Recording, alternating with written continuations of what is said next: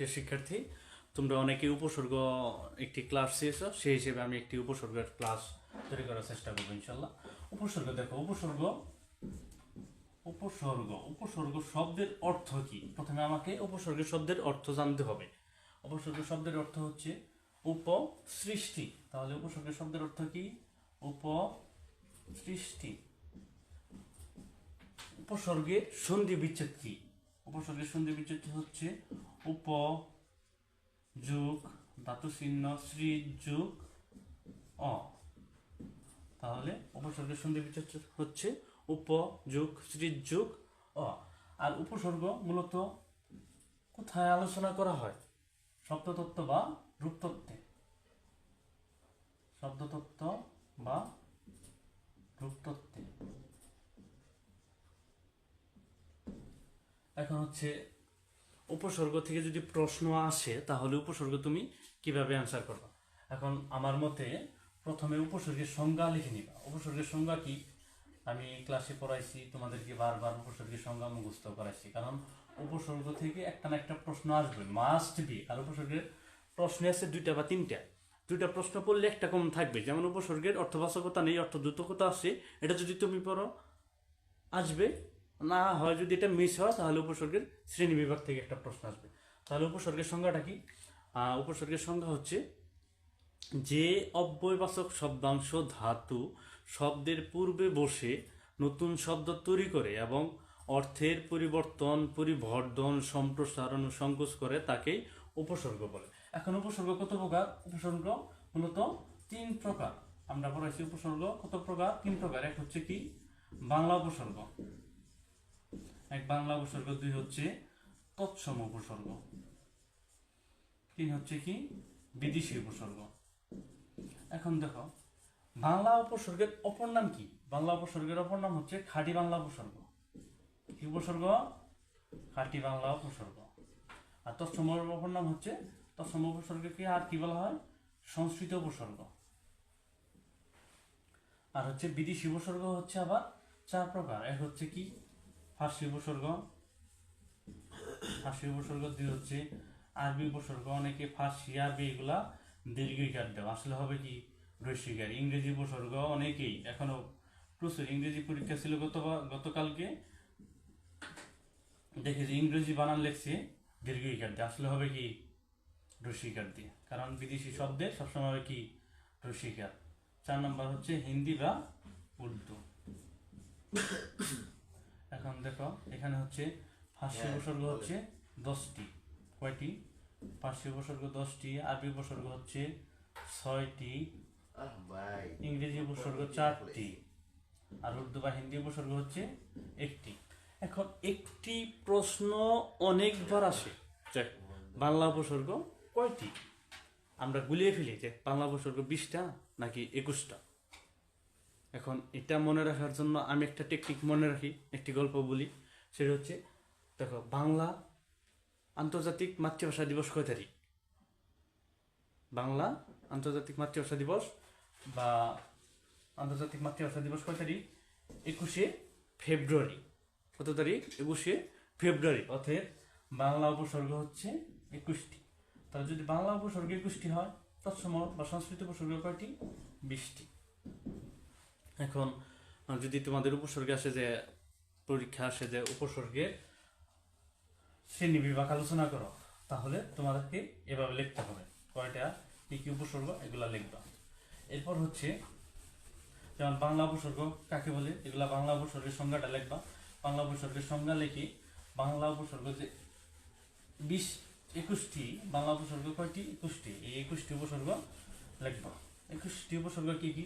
যেমন আমি যদি বলি অ, অগা, অজ, অনা, আ, আড়, আনো, আব, ইতি, উন, কত, কু, নি, বি, পাতি, ভরাম, সসা, সুহা।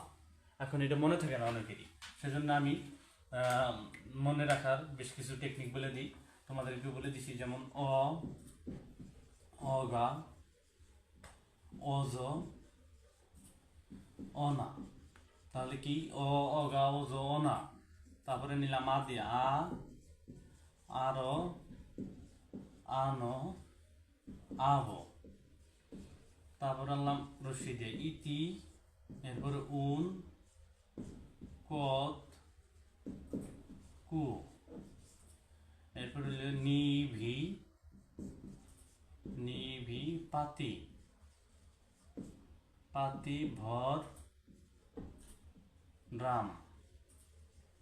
তাহলে কি পাতি, ভর, রাম। এরপরে হচ্ছে স, সা, সু, হ্যাঁ। দেখো এখানে কয়টা, চারটা, আটটা, আর হচ্ছে 4, 12, 5, 17, আর হচ্ছে 4, 21। 21টি হচ্ছে কি বাংলা উপসর্গ। তাহলে আমি মনে রাখি কিভাবে? প্রথমে যেমন আমি মনে রাখি, লাস্টের লাইনটা মনে রাখি। এখানে আছে কি, এই দুইটা মিলে নিলাম, শশা, আর এটা কি, সোহা। তাহলে 4টা হয়ে গেল কি, শশা, সোহা। এরপরে তার আগের লাইন আছে কি, নিবি। আমরা বলি না তুই নিবি, এই হচ্ছে নিবি। তারপর দেখো পাতি, নিবি, পাতি। এরপরে হচ্ছে বর, আর দুইটা মিলে নিলাম রাম। তাহলে বল রাম। তাহলে দেখো এখানে 2 লাইন শেষ করলাম। এখানে আছে 5টা, আর এখানে আছে 4টা, গেল কয়টা, 9টা। যেমন নিবি, পাতি, ভর, রাম, শশা, সুহা। শশা, সুহা, নিবি, পাতি, ভর, রাম। আর এখানে দেখো অ দিয়ে নিছি, অ নিছি, এরপরে ওর সাথে যোগ করছি শুধু কি, অগা, গা যোগ করছি, অগা। আর এখানে নিছি অজনা, এখানে অগা নিছি, এখানে নিছি কি, অনা, এটাও মিলছে অগা, অনা। তাহলে অগা, অজ, অনা। এরপরে আ দিয়ে নিছি, আর সাথে শুধু যোগ করছি ডবিন্ডর।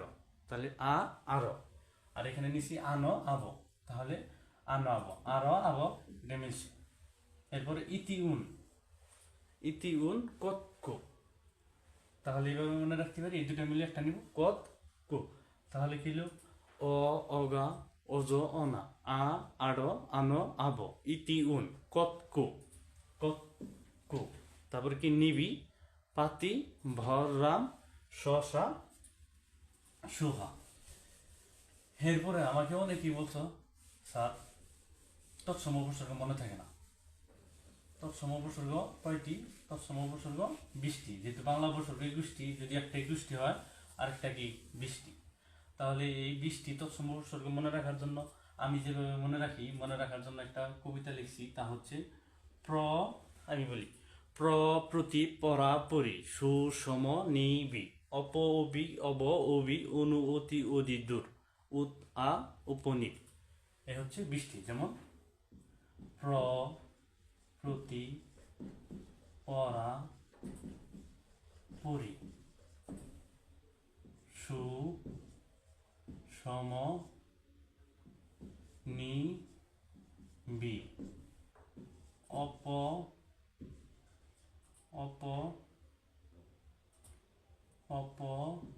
উপি,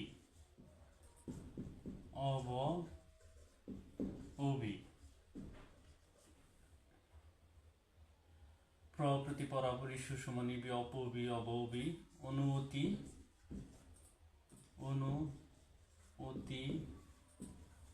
অদি, দূর, উত, উপ, উতা, উপনীত। দেখো এই হচ্ছে প্রত্যেকটা হচ্ছে 4টি করে শব্দ, 4টি করে উপসর্গ। এক হচ্ছে এখানে 4টা, এখানে 4টা, এখানে 4টা, 12, 4, 16, 4, 20। এখন দেখো এখানে কবিতাটা হচ্ছে এইভাবে নেই, যে দিয়ে আমি প্রথমে নিচ্ছি কি, এরপরে কি, সাথে যোগ করছি শুধু তি। তাহলে প্রতি, এর সাথে আছে কি, পরার সাথে শুধু যোগ করছি রশ্মি।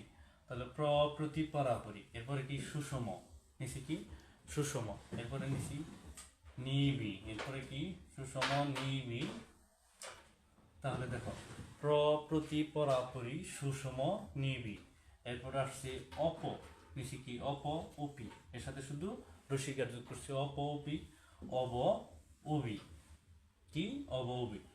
অপর সাথে রসি যোগ করছি, অবির সাথে, অবর সাথে রসি যোগ করছি। তাহলে অপি, অবি। এরপরে দেখো অনু, অতি, অধিক, দূর। এভাবে মনে রাখি আমি, অনু, অতি, অধিক, দূর, অনু, অতি, অধিক, দূর। তারপরে কি, উতা, উপনীত। দেখো এখানে দূর আছে, এখানে কি, নিদ আছে।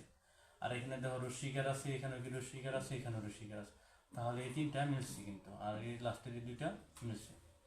আর এখানে দেখো রস্বীকার আছে, রস্বীকার। একটা প্র নিছি, প্রর সাথে শুধু টি যোগ করছি, প্রতি। আর পরা নিছি, পরার সাথে যোগ করছি কি শুধু রসি, তাহলে পরা পরি, প্রতি পরা পরি। এরপর সুষম, এরপরে নিবিড়, এরপরে অপর সাথে যোগ করছি কি অপি, মানে অপর সাথে শুধু রসি যোগ করেছি, অপি, এরকম অবি। এরপরে নিছি কি অনু, অতি, অদিদূর, উতা, উপনীত। এই হচ্ছে আমার, তাহলে গেল কি তৎসম উপসর্গ। এভাবে যদি মনে রাখা হয়, এইভাবে মনে থাকে। আমি অনেক আগে এইভাবে মুখস্থ করছিলাম, এখনো এগুলো মনে আছে। উপসর্গ থেকে যে প্রশ্ন আসো ইনশাল্লাহ পারি। এরপর আছে কি ফার্সি উপসর্গ। তাহলে ফার্সি উপসর্গ কয়টি? ফার্সি উপসর্গ 10টি। কি কি? যেমন আছে, অনেকগুলো আছে। যেমন আছে কার আছে, মিম আছে, না আছে, ব আছে, ফি আছে, বে আছে, বদ আছে,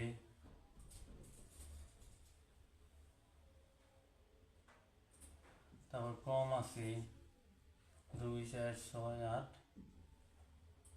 তারপর বর আছে, এরপরে আছে কি দর আছে। এরকম 10টি। তাহলে কি কার, মিম, না, ব, ফি, বে, বদ, কম, বর, দর। এই হচ্ছে 10টি। এখন এই 10টি উপসর্গ মনে থাকে না, অনেকের মনে থাকে না। দেখো এখানে এই 10টি উপসর্গ থেকে একটি ছন্দ বা একটি শর্টকাট মনে রাখার একটি টেকনিক বের করি। দেখো এখান থেকে আমরা নিব কি বদ, এরপরে নিব বর, দরকার। তাহলে কি আমি মনে রাখি, বদ বর দরকার, কম নিব না বেফি। বদ বর দরকার, কম নিব না বেফি। তাহলে আমরা নিলাম বদ বর দরকার, এরপরে বলবো কম নিব না, এরপর হচ্ছে বে, আর হচ্ছে ফি। তাহলে দেখো এখন এটা কি সুন্দরভাবে মনে থাকবে না? মনে রাখার টেকনিক কি, বদ বর দরকার, কম নিব না, বে ফি। এভাবে তোমরা পড়তে পারো। এভাবে আমি পড়ছি, আমার এখনো মনে আছে, এভাবে এখনো পড়ি। তাহলে ফার্সি উপসর্গ কয়টি? 10টি। কি কি মনে রাখার টেকনিক বা কৌশল হচ্ছে বদ বদ দরকার, কম নিব না, বে ফি। এরপর হচ্ছে আরবি উপসর্গ কয়টি? 6টি। কি কি? যেমন আছে খাস, লা, আম, বাজে, খয়ের, গড়। এই হচ্ছে 6টি। খাস, লা, আম, বাজে, খয়ের, গড়। এই 6টি হচ্ছে কি আরবি উপসর্গ। দেখো এখন আমরা এই আরবি উপসর্গ আমি যেভাবে মনে রাখি বা মনে রাখার যে টেকনিকটা বের করছি, তা হচ্ছে আমি মনে রাখি এইভাবে। আরবি উপসর্গ 6টা কি? আম, খাস, খয়ের, গল্লা বাজে। আম, খাস, খয়ের, গল্লা বাজে। তাহলে বলতে পারবো কি আম, খাস, এরপর হচ্ছে খয়ের, গল্লা বাজে। আম, খাস, খয়ের, গল্লা বাজে। তাহলে এখানে উপসর্গ কি কি? আম, খাস, খয়ের, গল্লা বাজে। তাহলে আমরা মনে রাখতে পারবো কি আম, খাস, খয়ের, গল্লা বাজে। তাহলে এখানে গেল কয়টি? 6টি উপসর্গ। তাহলে আরবি উপসর্গ কয়টি? 6টি। কি কি? আম, খাস, খয়ের, গল্লা বাজে। এরপর হচ্ছে ইংরেজি উপসর্গ কয়টি? ইংরেজি উপসর্গ হচ্ছে 4টি। এটি মনে রাখবো কি হাফ, ফুল, হেড, সাপ। মনে রাখবো কি হাফ, ফুল, হেড, সাপ। অনেক সময় এগুলা এই 4টা উপসর্গ দিয়ে শব্দ তৈরি আসে। যেমন হাফ শার্ট দিয়ে কি, হাফ দিয়ে কি হাফ শার্ট হয়, হাফ প্যান্ট হয়। এরকম ফুল দিয়ে full shirt, full pant. Head দিয়ে হয় কি হেড সাপ, হেড মাস্টার, হেড পণ্ডিত, এরকম হয়। আবার সাপ দিয়ে কি কি হয় যদি তোমাদের আসে, সাপ দিয়ে আসে সাব ইন্সপেক্টর, সাব কন্ট্রাক্টর, এরকম আসে, এরকম দিতে পারবা। এরপর হচ্ছে উর্দু বা হিন্দি উপসর্গ কয়টি? উর্দু বা হিন্দি উপসর্গ 1টি। আর এটা হচ্ছে হর। এই হচ্ছে মোট উপসর্গ। যদি উপসর্গের শ্রেণী বিভাগ আসে বা যারা ভার্সিটি অ্যাডমিশনের জন্য প্রিপারেশন নিচ্ছে, উপসর্গগুলো এভাবে পড়তে পারো। আর উপসর্গগুলো কিন্তু উপসর্গের কিন্তু কোনো নিজস্ব কোনো কি অর্থ নাই, এগুলার উপসর্গ নিজস্ব কোনো অর্থ নাই। আর উপসর্গগুলো প্রত্যেকটা হচ্ছে কি অব্যয় পদ বা অব্যয়সূচক পদ বলা হয়। আর উপসর্গের কি নিজস্ব কোনো অর্থ নেই বা বলা হয় কি উপসর্গের অর্থবাচকতা নেই, অর্থ দ্যোতকতা আছে। যেমন ধরো যদি আমি বলি এটা যদি উপসর্গের অর্থবাচকতা নেই কিন্তু অর্থ দ্যোতকতা আছে, যদি এটা প্রমাণ করো তাহলে এভাবে মনে রাখতে পারবো। যেমন উপসর্গের কি কোনো অর্থ আছে? না। আবার দেখো আমি যদি এর সাথে যদি যোগ করি হার, প্রথমে দেখো হার শব্দটার অর্থ কি? হার মানে কি? হার মানে হয় পরাজয়। হার মানে কি? পরাজয়। যে আমরা খেলায় হারছি, হেরে গেছি, এগুলো বলি না হার। এছাড়া হার ছাড়া হার দেওয়া কি হয়? যেমন হার দেওয়া হয় অলংকার, এরপর গণিতের হার হয় হার নির্ণয়। অলংকার মানে কি? যে মেয়েদের গহনা অলংকার, এগুলা কি? এগুলাকে বলা হয় হার, গলার হার। দেখো এই তাহলে হার, হার শব্দের কি নিজস্ব অর্থ আছে। যেমন পরাজয়, হার শব্দের অর্থ নিলাম কি আমরা? পরাজয়। কিন্তু উপসর্গের কি কোনো অর্থ আছে? কোনো অর্থ নাই। যখনই আমি এই হারের আগে যোগ করবো তখন শব্দ হবে কি? আহার। হবে কি? আহার। এখন দেখো এই আহার মানে কি? খাবার।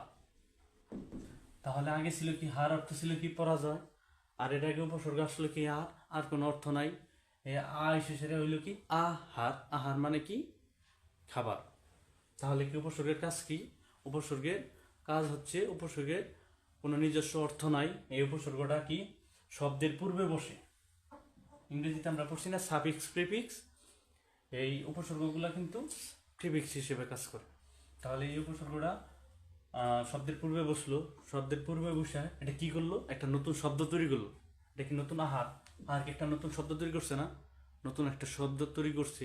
এটা কি অর্থের পরিবর্তন? আগে ছিল পরাজয়, তাহলে কি অর্থেরও পরিবর্তন করছে, পরিবর্তন করছে, সম্প্রসারণ করছে, সংকোচ করছে। সেজন্য এটা কি? উপসর্গ। যেমন এইভাবে দিতে পারো, অর্থগুলো সহ দিয়ে দিবা।